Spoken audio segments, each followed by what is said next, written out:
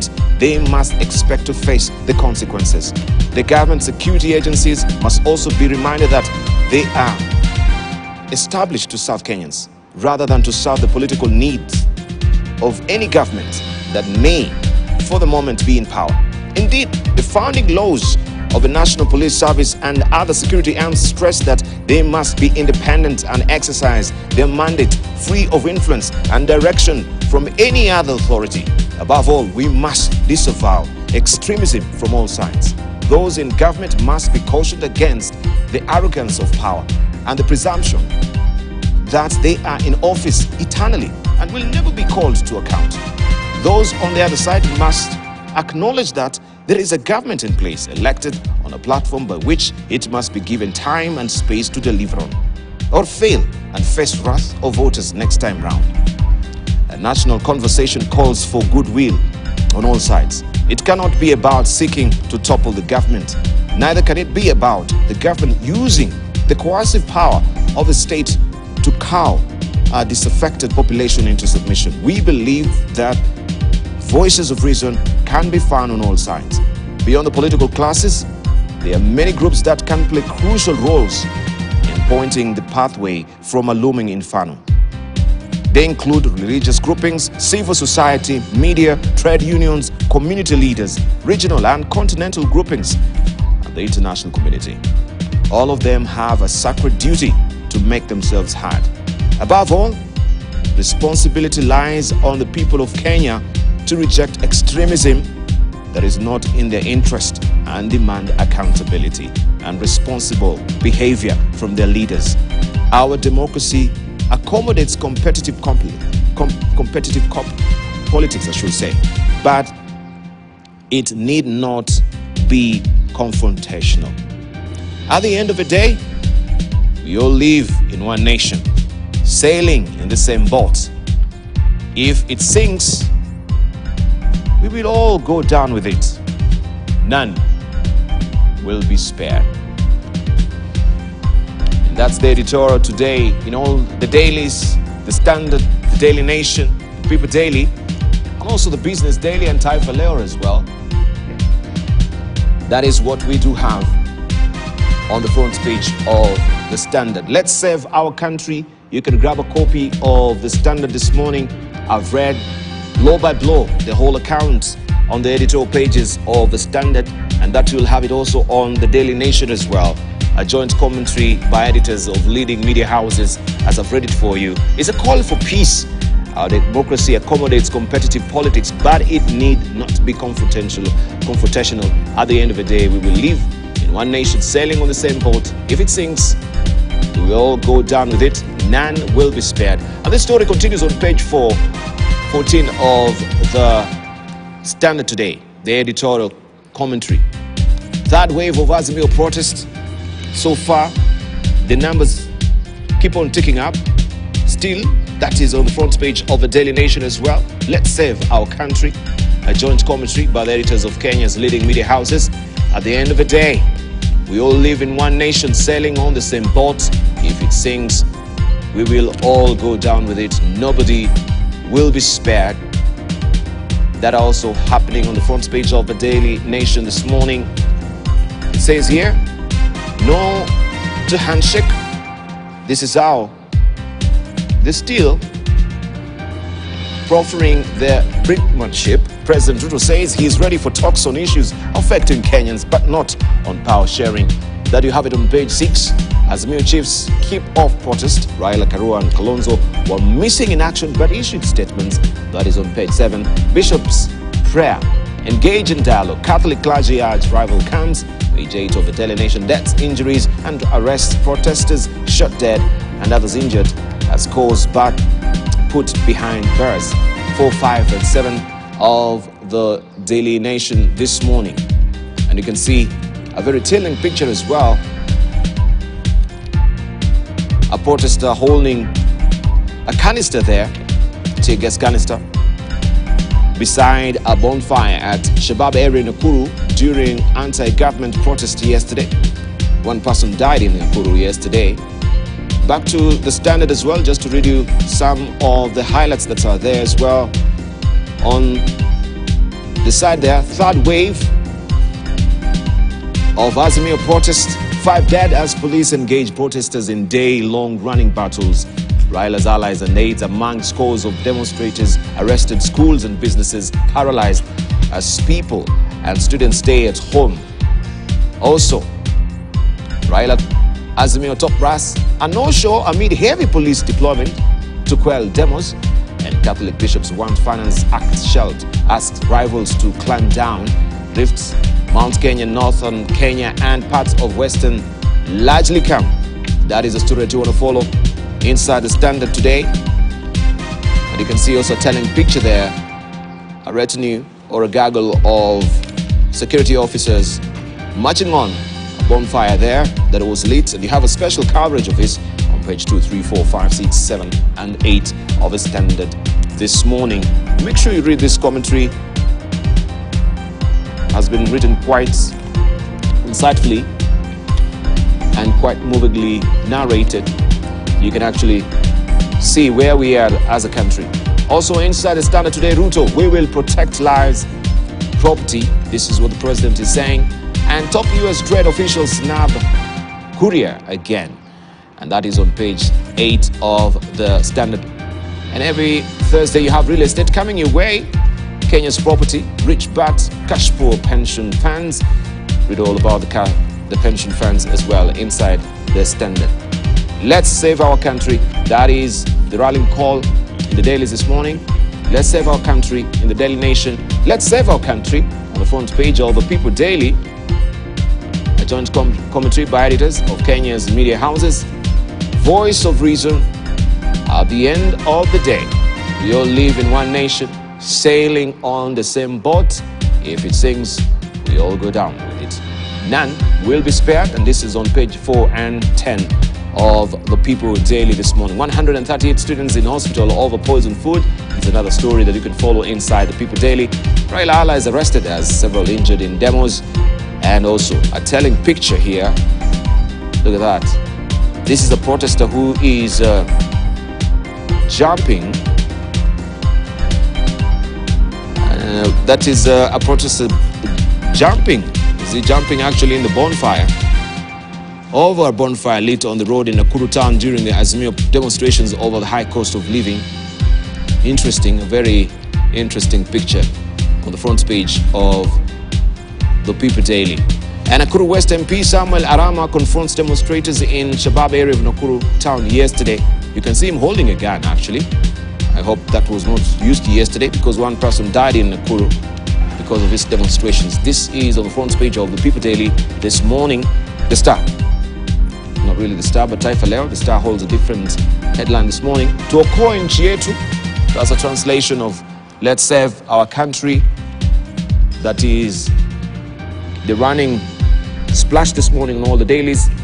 Tahariri ya pamoja kutoka wahariri wa vyombo vya habari Kenya kuhusu ghasia zinazoendelea nchini.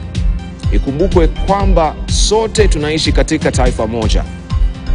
Likitumbukia kwenye machafuko sote tutaangamia. Hakuna atakaye nusurika.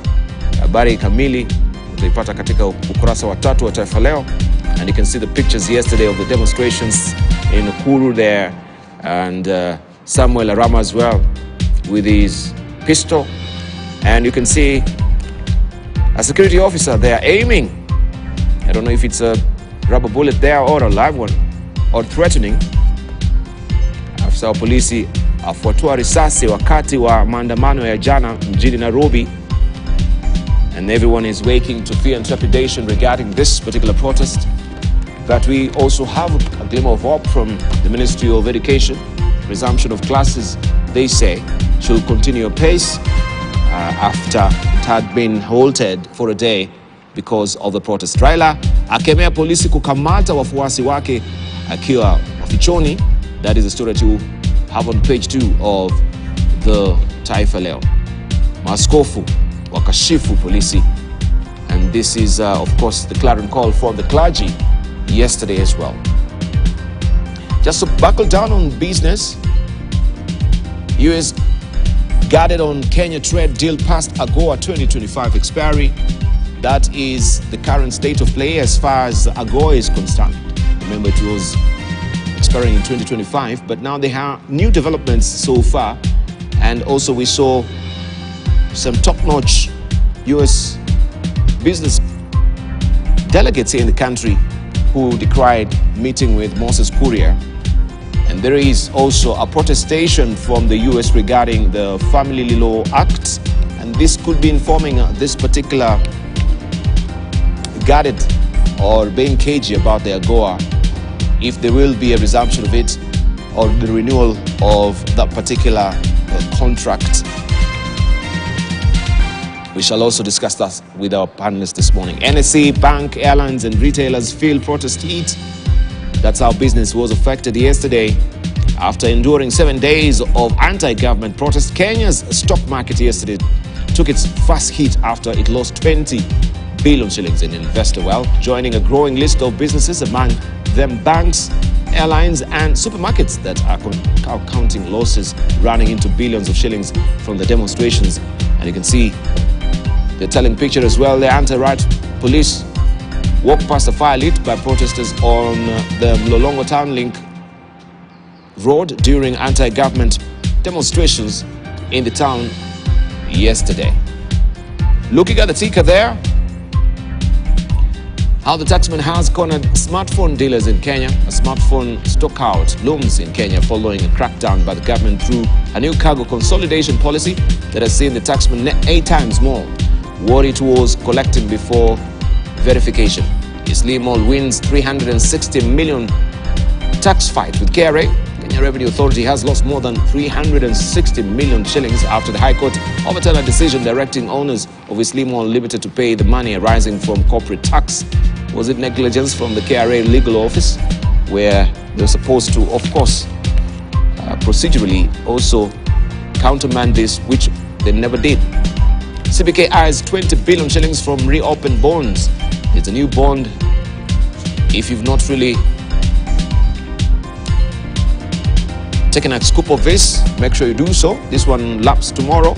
That is the deadline. The Treasury has opened a top sale on the July bond, looking to mop up 13.2 billion shillings that is left on the table in the initial sale, which raised 38.6 billion shillings. They fell short of it, and this is what they want to plug right now. The window closes tomorrow. This is the Business Daily this morning. I'll be showing you the detail cartoons much later. Also, I will be showing you the other dailies that we do have as well.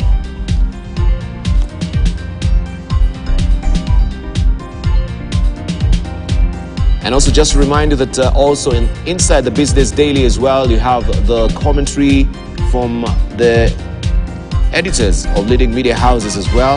It has not been left. That is also on the editorial page of the Business Daily this morning. It's all about saving our country, and there's a scoop for you here on top. Just reminding you, let's save our country. At the end of the day, we all live in one nation, sailing on the same boat. If it sinks, we all go down with it. None will be spared. I'm holding court this morning with Dr. Shemo Chodho, who is the chair of Kenya Diaspora Alliance. Kenya Diaspora Alliance. Also with me is Bill Okero, a businessman.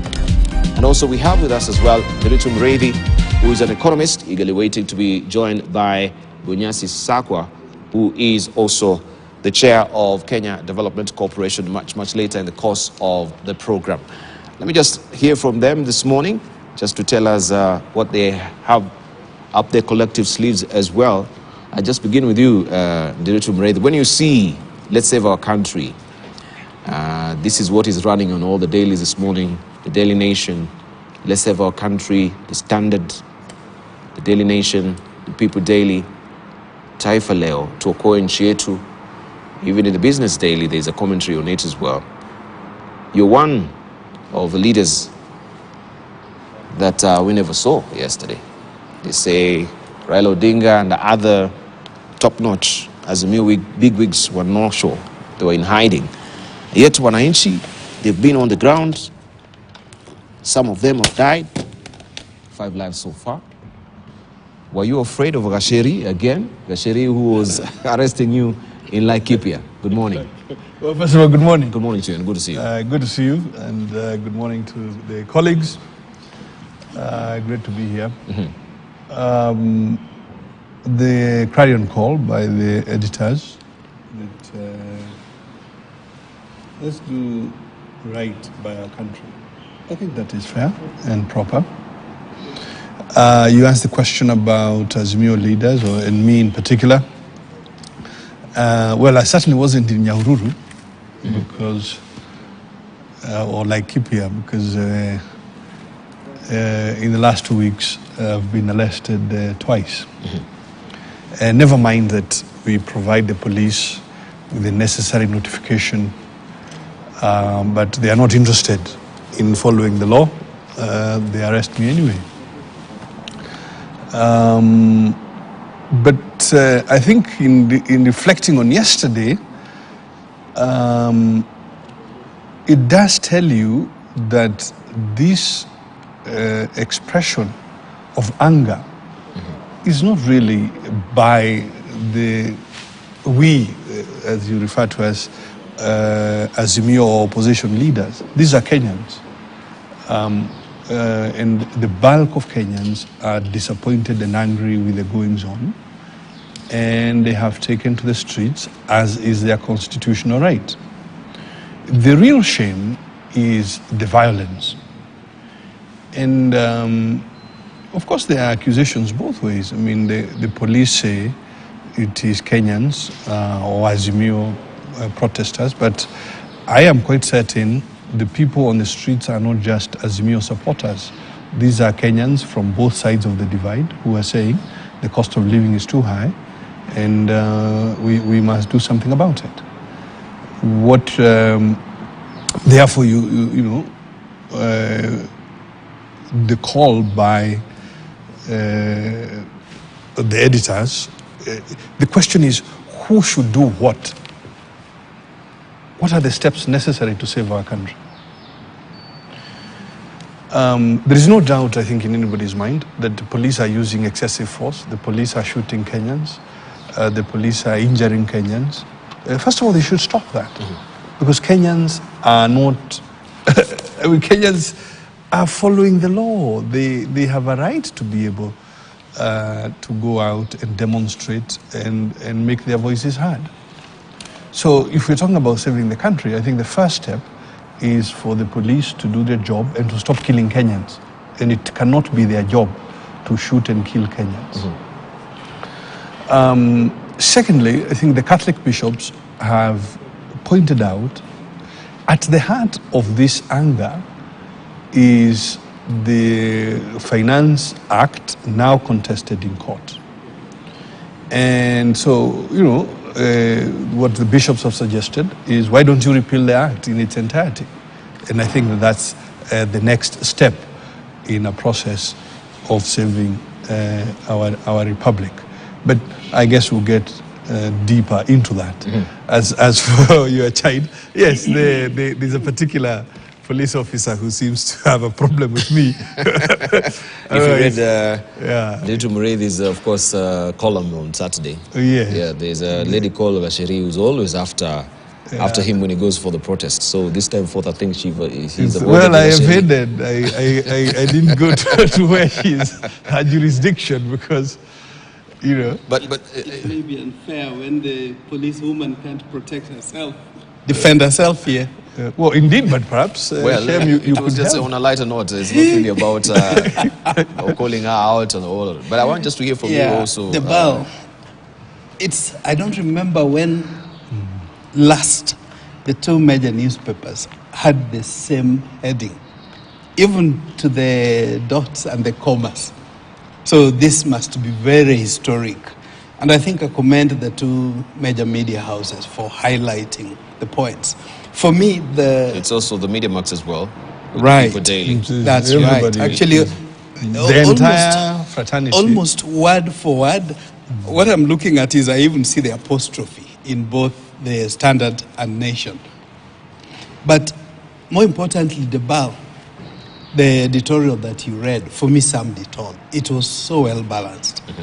As long as we can look at it that way, where we compliment where good is done and we call out where bad is done, I think that's as it should be. I see a lot of opportunism happening around in the guise of one thing or the other. As long as we can do right, personally, and I think I've talked about this many times, and I talk on this perhaps with authority, having been one of those key people that brokered the handshake in 2017, 2018, that what we require is a national conversation.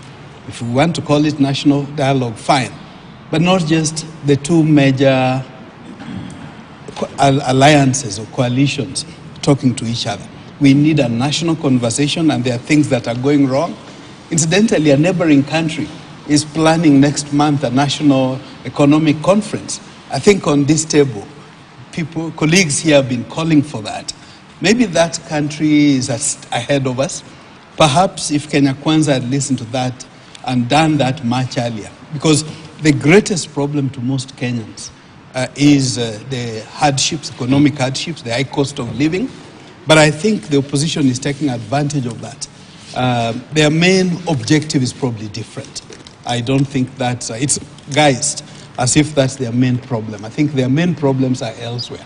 Because we've been this journey before the BAL. All right. I remember when we had the handshake, there were a number of things that were to be done. But you remember, as soon as the handshake took place, every bad thing before was forgotten. We never had the opposition then, for example, talk about Eurobond. They've never talked about it again. So, and we do know this is a script that's been repeated. Believe you me, even if the handshake happened today, soon after, nobody will care about those guys who died. Right.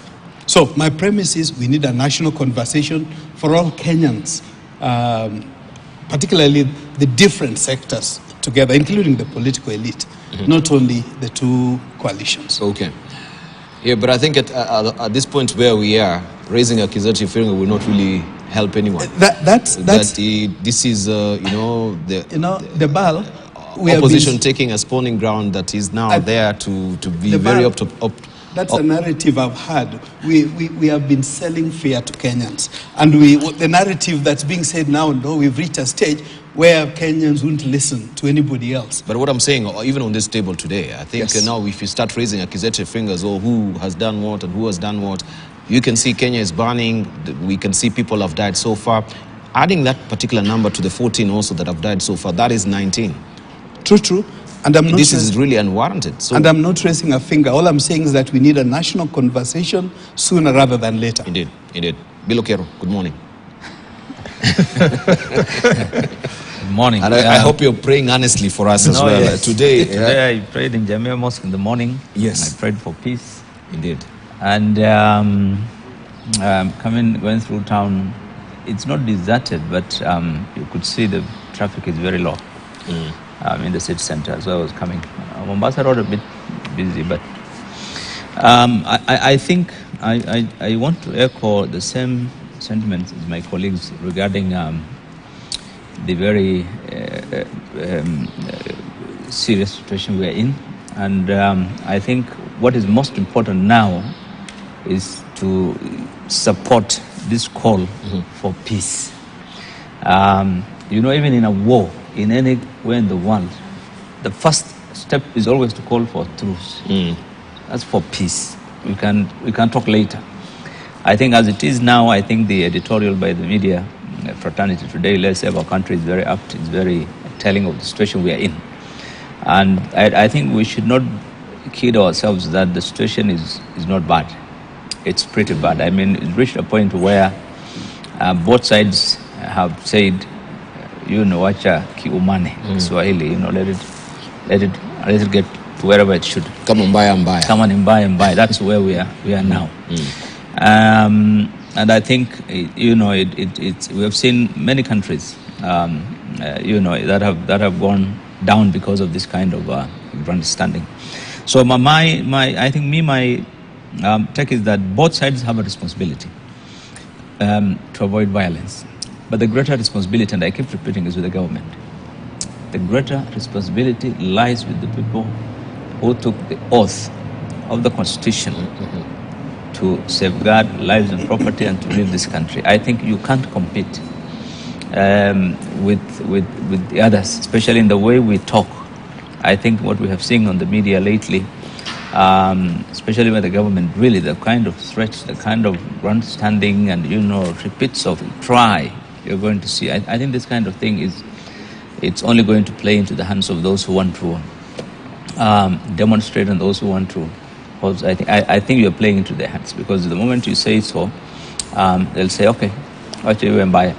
But the fundamental thing that is not being, I think that should not be lost, is that yes, the Kenyans are hurting. The economy is bad. The situation is being worsened by the taxes that are coming up. This is why these demonstrations or protests resonates with many across the country, and even those who are not on the streets, by the way. You just need to talk to Kenyans and they'll tell you that generally the issue of the cost of living and the problem is resonates with everyone in the country, literally. That people are concerned. Businesses are concerned, individuals are concerned, families, everyone is worried about, where we are.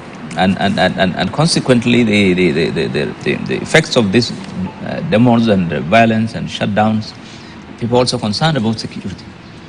They have fears about security. The two most important things in any country really is political stability and economic certainty. Both of them now called into question. People are worried about, if you are an investor, if you are a visitor coming to this country, you'd be worried. When you read these newspapers and look at the pictures or watch the TV, you'll say, wow, this country, there is political instability.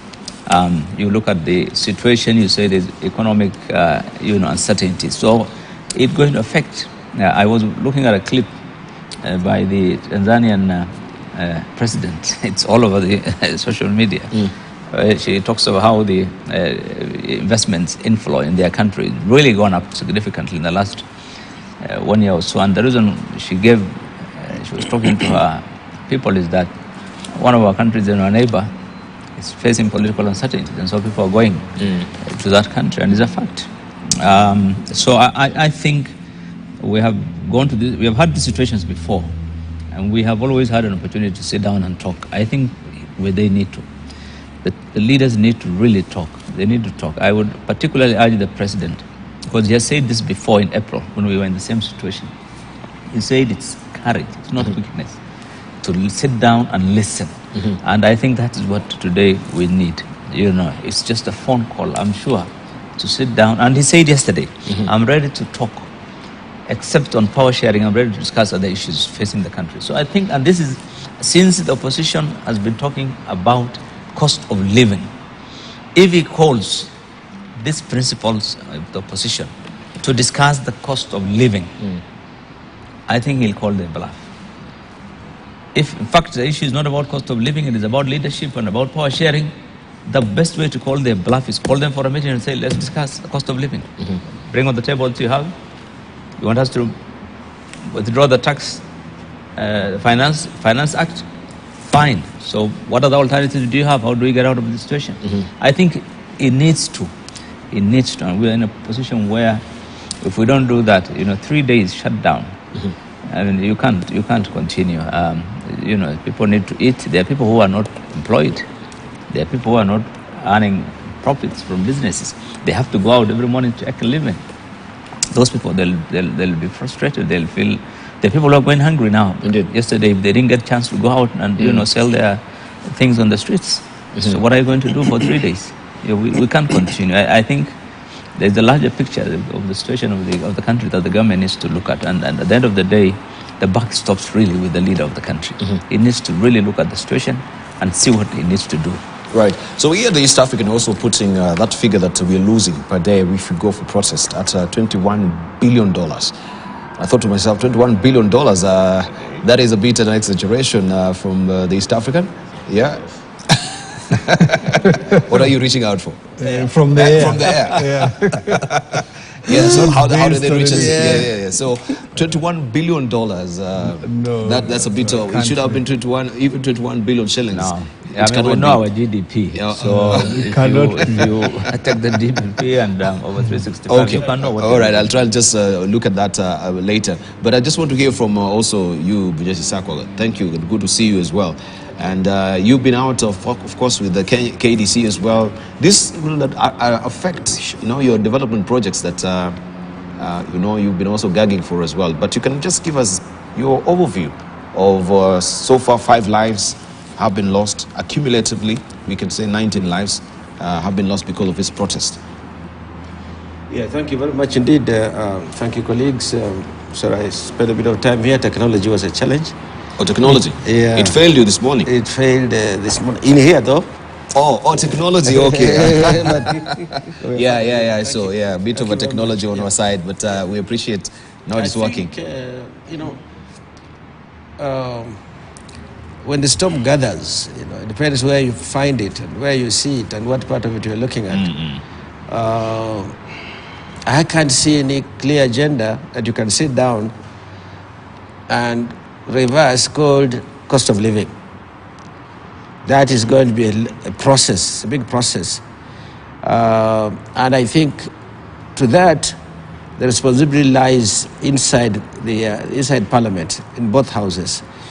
I don't have as much faith in these extra parliamentary inclusions, which have not been vetted. Even if it is religious leaders, without vetting, just wearing that title, having that vocation doesn't really qualify you to sit down at a time like this and be a neutral arbiter, as it were. So I think they have a role to play, but they ought to be people who can be identifiable, vetted, and agreed upon as the persons who, by virtue of their being, let's say, religious leaders, would be able to bring value addition to the table.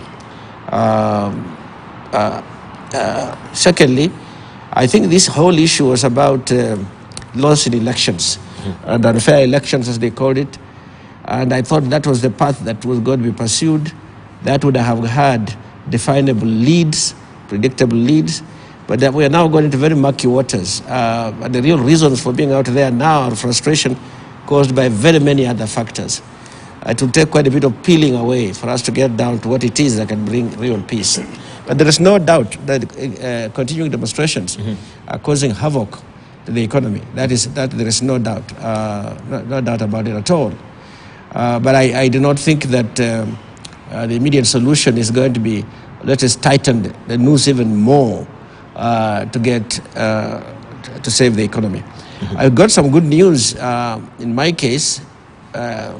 From Busia, we have a short crop. Our maize crop is 120 days. And we're already harvesting. The prices of 2 kilograms, which we call gorogoro, 2 kilogram tin, are about 150 now. And that's before milling, that's about 75 shillings. With milling is about 100. It's certainly coming down. That we have been under extreme stress, never received government aid. I see government officials have been in many parts of the country, other than in Bunyala where we had floods, but just dealing with the hunger. It's not famine yet, but people are famished, but it's hunger. So this has really been very welcome news. But it also tells us something, that as we are going to get into the major crop harvesting season, the pressure on unga literally is going to go down, not unga as a euphemism for food. I don't know if in Nyandarua things are so desperate yet with the potato production. They may have challenges in the market, accessing the market and so on, but there hasn't been a challenge of levels of production to an extent where it's going to cause us famine in this country if you don't get the potatoes from there, which that's one of our major sources of potatoes, for example.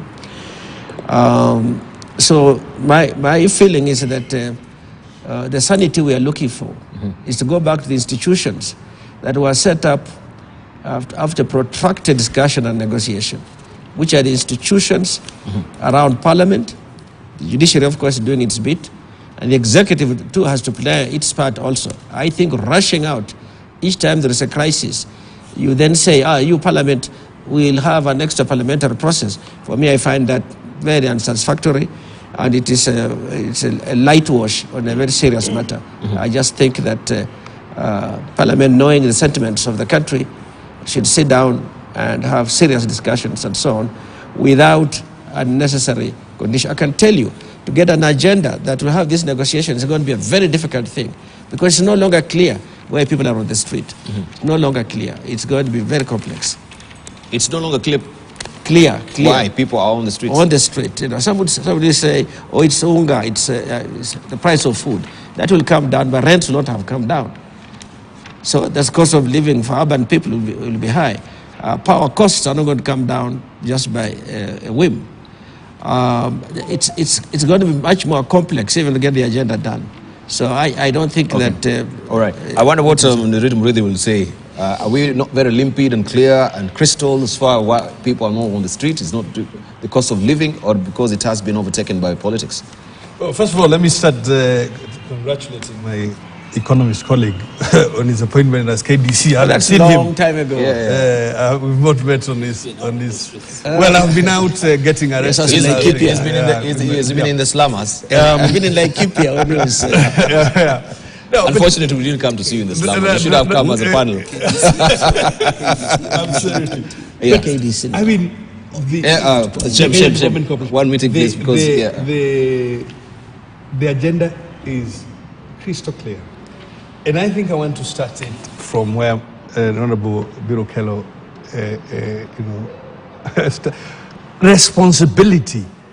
Now, I know you're saying let us save our country, meaning all of us. Okay, but there can be no doubt in your mind the responsibility of the police officer pointing a gun at a Kenyan is not the same responsibility as the Kenyan who has a right to be on the street. Yeah, it is not the same responsibility. So you, he's skipping something. That's true. Fair enough. Keeping or skipping? Selective amnesia. You see. Okay. Let him finish. I'll give you a rejoinder. Let me finish and he we'll can give a rejoinder. What I want to say, please don't make what I could call false equivalent. You can't say, we don't all have the same responsibility. And this is what my colleague said, that by far the bulk of responsibility rests with government. And this is the reason. What is the role of the police, for example? And it is defined in the constitution that is in our table here. Now, it is the police's job to keep peace. And let me give you an example. If you looked at Laikipia yesterday, Maandamano, the Kenya Kwanza side is enjoying police protection. The Azimio side is not enjoying police protection. So that the Kenya Kwanza and the police are on one side pelting and beating up the Azimio demonstrators. So the police are not a neutral institution keeping peace in Kenya. So when we talk about let us, we need to peel the onion and say who has what responsibility. My colleague says that cost of living is a complex thing. We may not, unga and petroleum and electricity prices and so on. Yes, they are separate prices, but the cost of living question is really very straightforward, which is this. First of all, repeal the Finance Act. Number two, as a government, balance your budget. It is as simple as that. You balance your budget and you let the economic actors do their job. What is going on at the moment and why cost of living is incredibly high is that because government decided they must, by hook or crook, increase the budget by nearly 400 billion, it has to be financed somehow. And that somehow is taxing these Kenyans more as well as borrowing from the domestic market more. Now, if government agrees with Kenyans that it is not necessary for you, government, to increase your budget by 400 billion, eliminate wastage, you remove the pressure to tax people in the draconian manner in which it is going. And by doing those things, you in fact begin to peel back on the cost of living. Fuel prices, energy prices are going up because of the taxes that you're putting on those on fuel and on electricity and so on. So I myself, I think it is quite straightforward. As to who he says, or these so-called extra parliamentary and so on. But I want to remind my colleagues, reasoning together is actually required of us by law. And it is called public participation. Okay? If you look at this Finance Act, thousands of people or different groups presented memoranda to say, look, please, this is not correct for the country. Nobody was listening. The same parliament that Honorable Bunyasi is praising did not listen. They were holding, not praising. They did not listen to the pleas of Kenyans, to the pleas of the business community, to the pleas of consumer protection people, that please do not go down this route of squeezing every ounce from Kenyans. They did not listen. Yeah. So it is not that Kenyans have not wanted to talk to people who are sitting on power. Kenyans have been attempting every single day to talk to them. Thank you. And they are not listening. Finally, one way, if you're not listening and you are intransigent, one way is also to exercise my rights, is also to step back. I mean, case in point, look at the US trade team. Yeah. And they said, look, we can't deal with this minister because all he's doing is insulting people. We'll come to that. Yeah. We'll come to that. I take special umbrage as well, if because we had, when they had the parliamentary group meeting at State House, the president implored the legislators to actually go back to their counties and their towns, the constituencies as well, to defend the property and the lives of people there. And I'm seeing, when we look at this particular picture here on the front page of the People Daily, we can see A man there with a pistol. Samuel Arama comforting demonstrators in Shabab area and toting a pistol. And that's the question which is being raised. If we have also legislators with pistols on the ground as well, will they have actually misconstrued what the president was saying or imploring them to do, to go to protect property and lives in their constituency? Because this is what we were actually having a measure of trepidation on, that they might actually misconstrue that particular information that was given in State House. So if we see a legislator here with a pistol, what does it say? Ilokero or Dr. Shemo Cholo? I go first. Well, I think, gentlemen, in my view, government needs to be very careful. Look, we can't, I have said it earlier, government cannot compete with protesters and opposition. Government is government. When you see what is happening, perception is critical. When you see a situation where, yesterday we saw in several towns, where members of the ruling party, leaders from the ruling party were allowed to protest peacefully in their respective areas, but those from the other political alliance is not allowed. The government having announced clearly no demo will be allowed in black and white, and then you see for some people it's allowed. Then you allow someone who is not a police officer to carry his gun in the middle of the road and, threatening to shoot. In fact, threatened in his statements. If you listen to his statements, he said, these people should be shot. That's what he used. He says, I'm going to. So what happens now if tomorrow he carries his gun? Other Kenyans also carry their guns, and says now if it has reached a point where everybody must look after his property, or everybody should take his gun and do what he thinks or she thinks is right, this country will descend into anarchy. And I think this is the kind of thing that should never be allowed. Private police, private vehicles with private registration numbers, packed with people in plainclothes and armed, you don't know whether they're police, or they're not, shooting people. This kind of thing, I think, really, if we allow this kind of thing, then it means people will take advantage. Tomorrow, some other people who are not known whether they're police will also go up with the private car, take guns and start killing, and you don't know whether they're police. Police will deny those guys are not policemen. So, I mean, we are taking this country in a dangerous direction. In my view, really, there is need to maintain law and order. Violence in protests are not allowed. If they are, the police have the right to stop the violence. using proportionate force. But I think to allow people to do the kind of things we are seeing is not the right thing. Is there any remit or maybe some confinements when you are issued with a gun license? Are you allowed to actually display this in public like the way Arama is doing when we have such confrontation? What is the threshold of using your personal, pistol? At the bulk, before I respond to this, I wanted to say I think we could fall prey to the designs of the two coalitions. Both Kenya Kwanza and Azimio would really love us to drift from the main issue of economics and talk the politics. For Kenya Kwanza, maybe that way they're shielded away from the real problem of high cost of living. From Azimio, again, they take you into what seems to be their real agenda. Because okay. I am tempted to believe their main agenda is not high cost of living. Can I just butt in? My music is up. I think it will also interfere with your delivery as well. So allow me just to take a short break. When you circle back with you, this is what also Bunyasi Sako was saying, that this issue has been sort of been clouded.